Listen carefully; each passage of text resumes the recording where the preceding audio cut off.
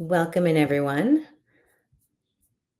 Wow, we have early people. That's great. Welcome as you come in. Feel free to stick in the chat where you're watching from. It's always kind of interesting to see. Well, wow, a lot of people coming in early. Great. We have 150 people registered today, so we'll see how many come in. Thank you, Lindsay. You will see my colleague Lindsay and my colleague Micah in the chat, chatting away with everyone. East Tennessee, cool. LA, good morning. Yeah, early for you in LA. Texas, Minnesota, Strasbourg, beautiful. Welcome, welcome. We're going to give everyone a few minutes to come in.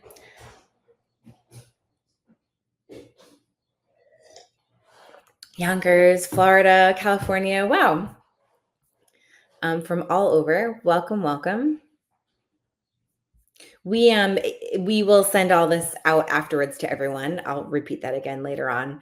But we cut all this out at the beginning, so you don't have to sit here and listen to me list all the names that I'm reading here and all the locations. But we're happy to see you. I'll give everyone a few minutes one more minute actually to come in, then we can go ahead and get it started.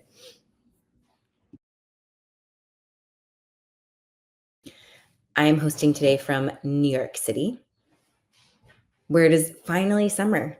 It is hot today. We had a long spring, which is very like one day it's cold, one day it's hot, one day it's cold, one day it's hot, and everyone is sick. And today feels like the first day of summer and it is hot. So we're all complaining about it instantly. All right. Welcome, welcome, Minnesota. I bet the weather is a little better in Minnesota. I'm going to go ahead and get started. And as people come in, we can admit them. This is Stress-Free Sightseeing, how to tackle major attractions like a pro. Welcome to the webinar. This is, we're with Walks and Devour. My name is Nikki. I am going to, for those of you watching live, as I said, we're recording this, so you'll have access to it, but we're very happy to have you here with us. High season is coming up, right? So that means crowds, high prices, longer wait times, but that does not mean it has to be miserable and stressful. Some people only have off these months, and this is the only time you have to travel, and that is fine. We're here today to explain to you how you can do it in a way where you're not going to lose your mind. And so this is going to be hopefully the ultimate guide on how to navigate some of these more popular destinations and attractions and make it as stress-free as possible, because it's travel. It should be fun, right? As I said, I'm based in New York City, so I know high season very, very well. You can see my background here. I have the New York City ferry, which is my favorite hack for travelers. It's like very inexpensive, and you have amazing views from the waterway. It's a great way to get around the city. So if you are watching live and you have any questions, you see the chat. People are putting where they're watching from now. So you can feel free to enter in any questions as you have them, and we will hopefully get to as many of them as we can. If you pre-submitted a question, we have those all as well. So first, I'm going to start with a poll just to see where we're at. We are curious where you are traveling next. So I'm going to put this up. You're going to see it on your screen. And you can put in there if you're headed to one of these destinations. Today, we're going to have guests from Rome, from Paris, New York, DC, but we'll also be covering other places. When some of you are still planning, that's exciting. We can definitely give you some suggestions or hopefully sway you in one way or another. I'll leave that up for a few more seconds. Just see, I'm seeing a lot of Washington, D.C., Rome, Paris. Nice, nice.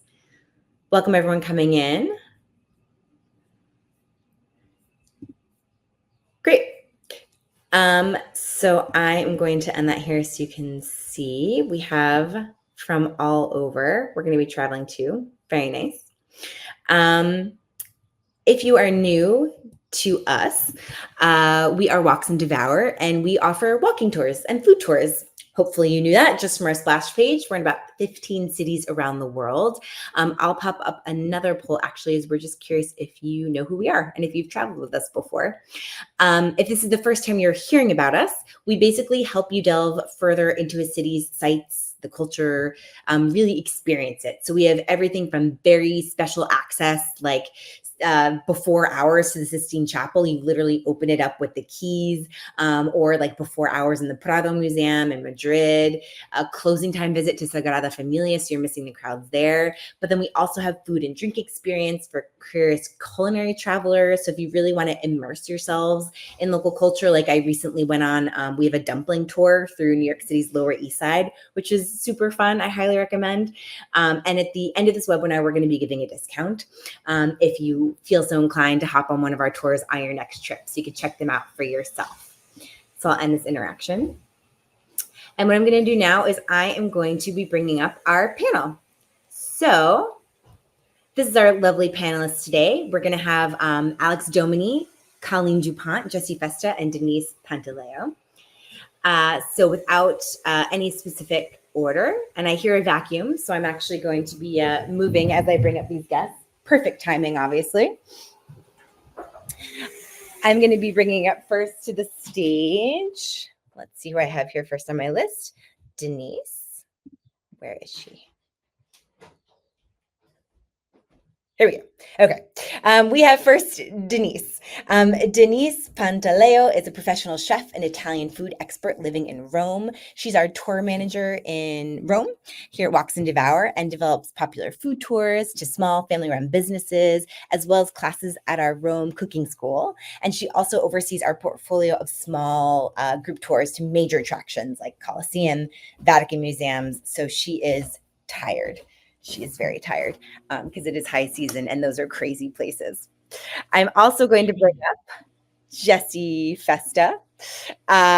This is Jessie, my friend. She's also a New York City-based content creator. She's the founder of the solo female travel blog, Jessie on a Journey, and she's the editor-in-chief of Epicure and Culture. It's an online conscious travel magazine. And along with writing, Jessie is a professional photographer, and she's the owner of New York City Photo Journeys, and they offer New York City photo tours, photo shoots, and wedding photography. And you can see her work in USA Today, CNN, Business Insider, Thrillist, all over. So welcome, Jessie. And then we have here Colleen Dupont. And Colleen is half of the Les Frenchies duo, which is a platform we're really obsessed with here at our team. We are always talking about them and we watch all of their things. We're really excited she's here with us today. They help visitors to France feel confident and prepared for their travels. And she loves to wander wide-eyed through France, discovering its charm, history, and delicious treats with the goal of helping others to fall in love with it too. And then last but not least, Alex Domini, who is our ground operations manager for our DC team. As a licensed tour guide himself, Alex has had the pleasure of running over 1,000 tours all over Washington, D.C., and continues his passion for sharing D.C. history to the millions who visit every year. And today, there's obviously tons of people coming into Washington, D.C. So I'm going to dive right into our first question. And we're going to have, as I said, you guys can enter into the chat any questions that come up, but I'm going to start with our list that we have here. I want to start it off with sort of a basic of, all of you live in places where there are major attractions and high seasons and low seasons. Let's say people are going to be traveling within the next 3 months, maybe even into the fall. What are the best times to see these major sites? So maybe give me a month or even a time of day. I'll go down the line. Denyse, do you want to offer some? Wow, Rome is so big and we have so many attractions that, there might be some good timing and best time of the year, definitely yes. So the winter in Rome is pretty mild. So we don't have a lot of visitors during the winter. We have kind of a low season. I wouldn't say we have a low season. Rome is never experiencing a low season. But in general, November is a great month in Rome. Still very sunny, kind of warm. You can eat outside.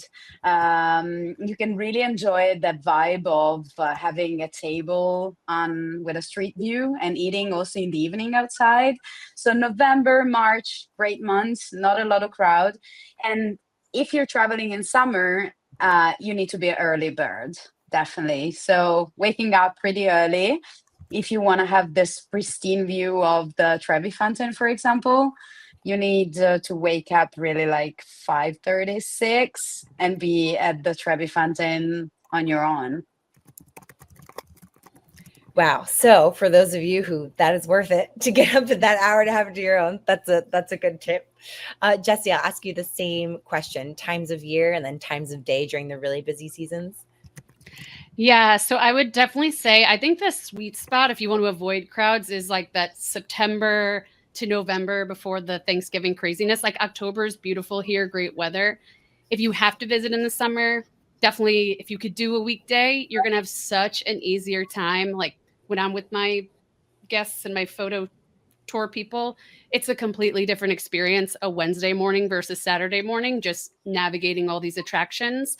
I will say if you have to do it, though, if you have to do the midday, the weekends, prepare for the worst, like prepare to be in the line, use the bathroom, bring water, bring a snack, always have a little jacket on you. You don't want to wait in a line for something and it's freezing cold in there because the air conditioning's blasting. So just always assume you'll be in a long line. But if you can do the weekdays and the early mornings, you'll have an easier time. Use the bathroom is probably going to be one of the golden nuggets from this webinar. Alex, same question. Excuse me. My suggestion would honestly, my favorite time of year in DC is going to be early October. We have a very strong and very hot and humid summer. So if you can delay your travel until late September, early October, that's my favorite time here in DC. That's when the fall foliage is here. There are beautiful temperatures. If you speak Fahrenheit, it's in the low 60s. If you speak Celsius, it's like 14, 15 degrees Celsius. It's a really, really beautiful time to be here. And it's also when our largest piece of tourism in DC are actually educational tours. Student-run tours are the huge things in DC tourism, and a lot of it has come back, but it's not quite as bad in October. A lot of it, their peak season is May to June. So if you come in early October, late September, things are running, things are lively and happening, but it's not quite as insane as it is right now. I highly recommend early October. Colleen, same question. Well, I'm going to stick with the pattern of when my favorite time is. So I love to be in France in May and September, but really more in October. The weather is absolutely gorgeous and the crowds are lower. But if we're talking about high season, I would say in France, especially in Paris, you got to be a morning early bird because the French people love their city. You know, Parisians love their city. It's packed with tourists all over the place. And if you want to see anything good, have a shorter line or anything, get up first thing in the morning. It's not always easy when you're jet lagged coming from the US, which I'm guessing a lot of them are. But that's the time that I would say. Also, if you can avoid late July and August, France doesn't have air conditioning. And that's a big issue, especially for Americans who love comfort. We just don't have it. We don't need it. I mean, I'm wearing a turtleneck today. I've got a high of 64 in France today. So it's a little bit strange in the weather. But regardless, the summer months, it just doesn't make sense for people to retrofit hundreds of years old buildings with air conditioning. So they don't. So heat is an issue and the crowds are an issue that people really need to be aware of. I'll stick with that bathroom thing if you're in the lines, but bathrooms are hard to come by here. So go at home or go in a restaurant. But that's I would say be an early bird in the high season. You know, June is way better than July or August, but my favorite is May and October. Okay, these are all really good. Because sometimes you do have some flexibility with timing, right? And I think, yes, to get up really early, it's not always ideal for everyone, but it's what the trade-off is for you. right? Would you rather have crowds or would you rather have no crowds? Then maybe you get up a little earlier. So I think these are all really good options. I want to ask a more of a technical question to Denyse and Alex specifically around skip the line. And I put it with quotations because I feel like that can mean so many things.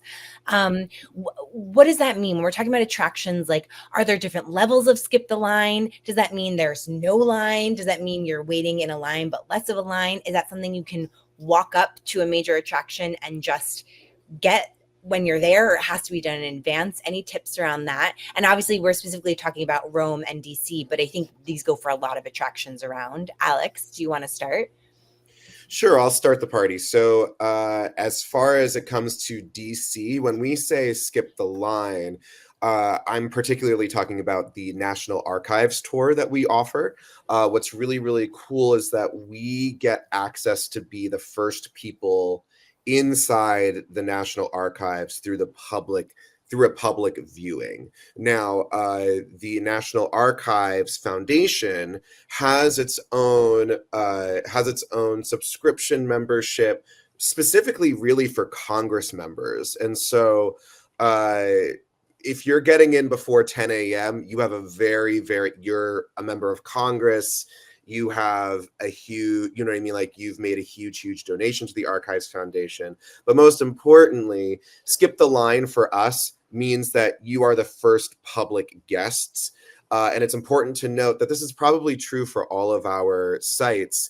It does not mean skip security. It does not mean skipping the logistics and protocols of that specific site.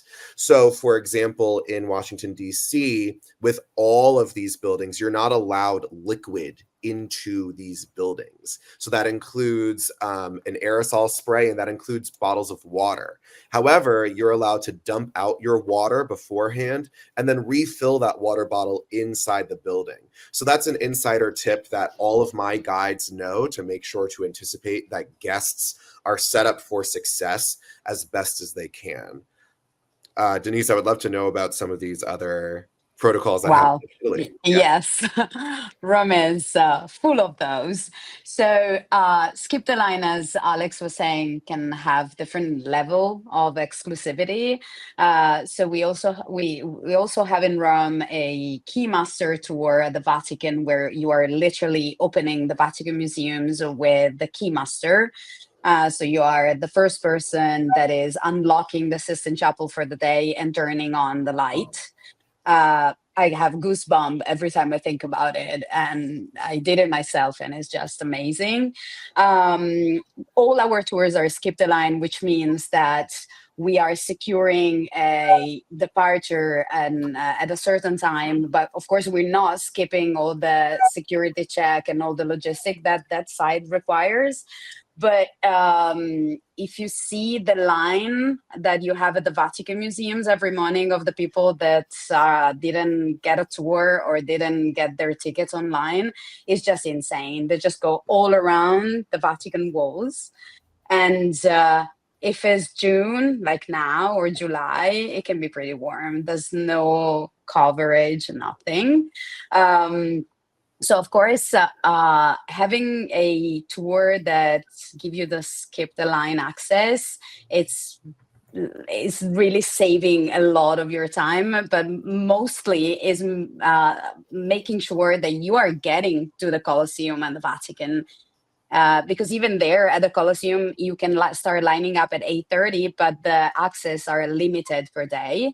So you might be on the line and you ended up not finding a ticket for the day. I would also add to it, in DC, we also use something called priority boarding, which is another form of skip the line. Especially during high season right now, we have priority boarding to get to Old Town Alexandria, Georgetown, and Mount Vernon, George Washington's private estate. And so especially right now, there are hundreds of people trying to get on this boat, and having skip the line allows you to get the best seat on the boat. It allows you to get the best view you can get. And so I really do. it's hard to put a price on something like skip the line or priority boarding, especially to make your experience the most magical and special that it can be. I think sort of the overall takeaway from here, and this is for any city, someone just mentioned Barcelona and Madrid, these words mean different things. So when you're booking, whether it's a direct ticket, whether you're booking a tour, make sure you're reading specifically, okay, what does that actually include? What does it mean? Reach out, ask them. You can tell by price, right? So there's a very different price. For example, for our Colosseum, skip the line, that could be throughout the day compared to the Vatican walking in and turning on the light. They're very different price points. So you can also get a sense from there how exclusive it's going to be. But it is one of those things like, do you need it? No. But as Denyse said, do you want to be waiting in a really long line? Again, what is it worth to you, right? So it's part of that preparation. If you want to book something ahead of time, those are just really good options just to make it seamless. And I'll say too, my background is also as a tour guide. And in New York City, I know on the Statue of Liberty, one of the hardest things as a traveler, if you're not used for it, is that security. If you're not ready for it, it's like airport security. And I know that's the case in a lot of these, even museums around the world. And so it's nice to have that guide telling you, hey, by the way, we're about to go in here, take off your belt, take out your wallet, like here's where to find me at the end, because it just adds that stress. Or as Jessie was saying earlier, be prepared for it. Mentally prepared. You're probably going to have to do the most. If you can look up ahead of time what size bag, what liquids you can bring in, or if not, just plan for the most extreme, right? I'm not going to have liquids going in. I'm not going to have a giant backpack on my back. Just sort of be prepared to go through the most extreme security if you can't figure out on your own what it's going to be like. Great. Wow. This is like very practical, this conversation, actually. I want to ask a little bit of a specific question, city by city, I'll ask to each of you. I'm curious if there is one or two attractions that maybe people don't think to visit, but really should. So Colleen, can we start with you? And maybe in Paris, there's something that people should really hit and they don't think to. Oh boy, there's a bunch of stuff. I absolutely love the covered passages. This is like the precursor to shopping malls. These are indoor places with only small, unique, privately owned little companies that have the most curious and unusual, fabulous things. I love that. I think the Jardin des Plantes is a fabulous spot where it makes me think of the Smithsonian in DC. But just amazing science and all kinds of stuff in there. It's not just plants. They have dinosaurs and everything too. Just an amazing spot. I would say the Grand Mosque is something that people should check out. It's stunning. The garden is beautiful. And I almost hate to say that the hammam is fabulous because it'll get too crowded, but oh my God. Proof. The cooking classes, perfume classes, the walking food tours. There's just so much to do. I'm in love with this place. Those are great. No, those are great suggestions. And you hit on a really good point. And actually, our webinar next month is all about being a respectful traveler. But part of high season, keep in mind, these aren't Disney worlds. These are real places where people live and they work and they're trying to get to school. They're trying to get to their job. So just be aware that, not that locals might be grumpy, but they're also dealing with the crowds. So when you want to go, you want to be very, very mindful of that. You are in a real place where real people live. I think that's something that we could all keep in mind during busy seasons. Jessie, any spots in New York City that people don't think to cover and they should? Yeah, so many. I feel like for museums, everyone thinks of the Met, but we have so many art, niche, history, all kinds. I think the Tenement Museum is an important one that gets skipped, and it's like short and sweet. You could do a 1-hour tour, go into a preserved tenement home, and actually learn about the people that live there. I've done it before. It's fascinating. I would say a lot of people skip Brooklyn, or they go to Dumbo and they do that one picture spot and they leave, but you can get the best views of the city from across the river. So I would not skip that, and go to Dumbo and spend some time. Don't just, that photo street on Washington Street is packed. It's crazy. It looks very different than in pictures. Go past that. And then I would say just wandering around some of the more downtown neighborhoods, Soho, Lower East Side, East Village, West Village, and just kind of wandering around. They feel so neighborhoody, and it's not where the big attractions are, but it's where you'll get a real feel of like how people live on a daily basis. And it's just very enjoyable to walk around over there. And I know we're throwing out so many suggestions. So remember, you are going to get the video of this. You can go back and watch and write down all the things. Alex, same question. Any spots in DC that people should check out and they don't think to? Yeah, so my big suggestion would actually get out of DC for a little bit. There's a really, really exciting, my favorite place is called Old Town Alexandria. And, you know, when people go to Washington, D.C., you know, it's in the name, right? Washington. People think George Washington. But, you know, not to put the historian hat on for a second, Washington was not alive when Washington, D.C. was finished.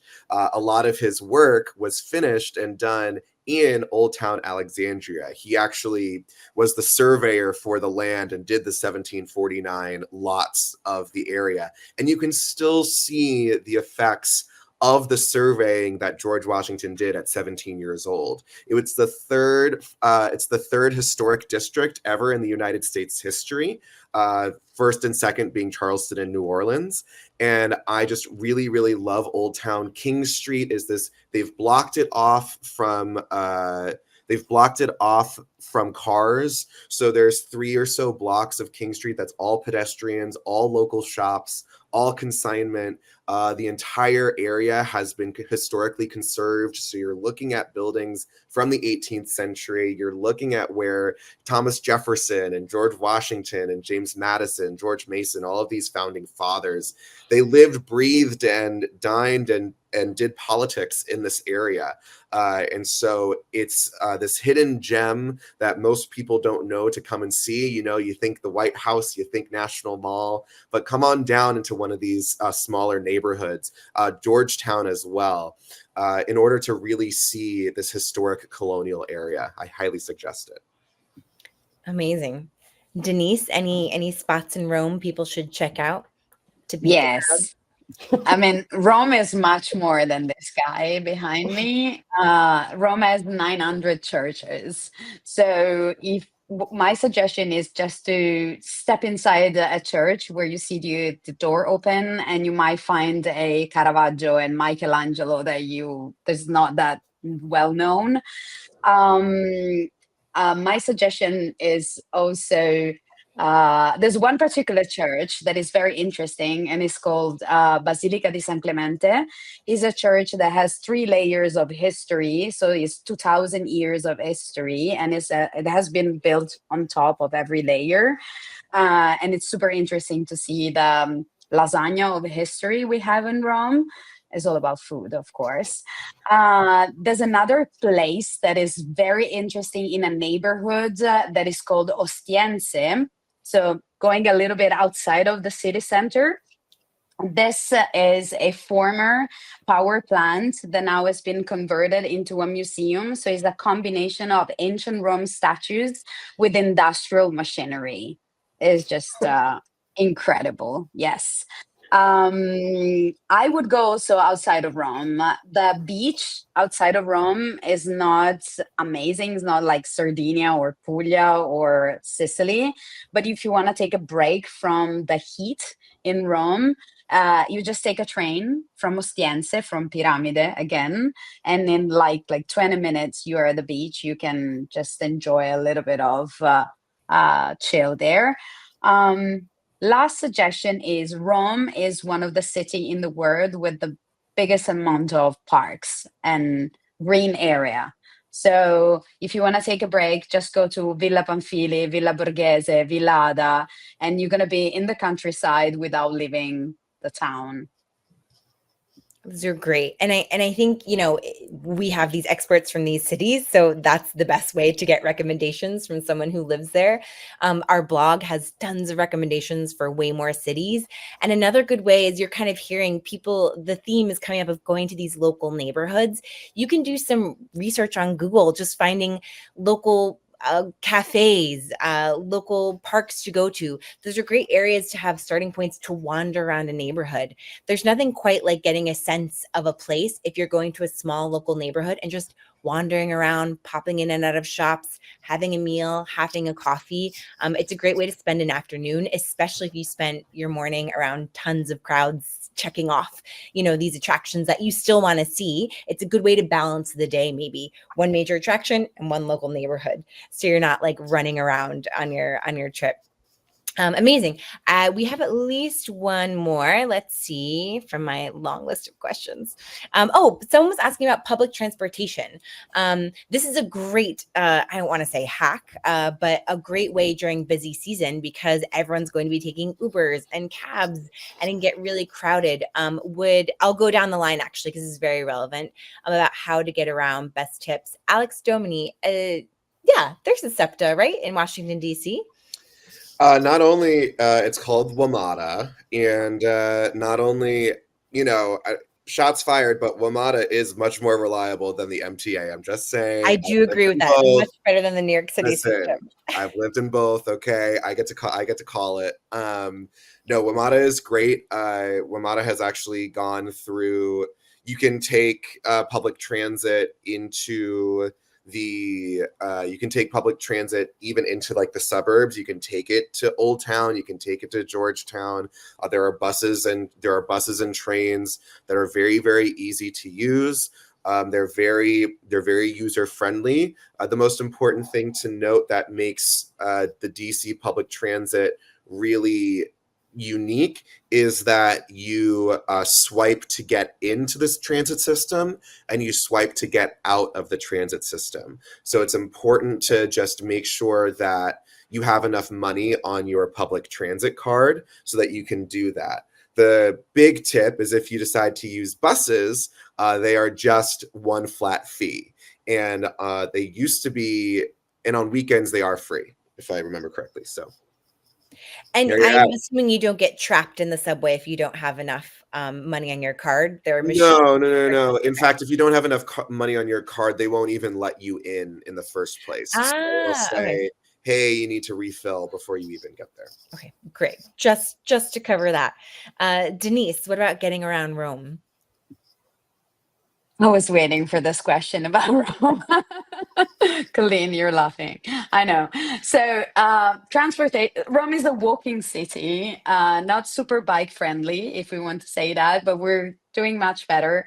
The public transportation are a bit inconsistent in the city, but is improving each year.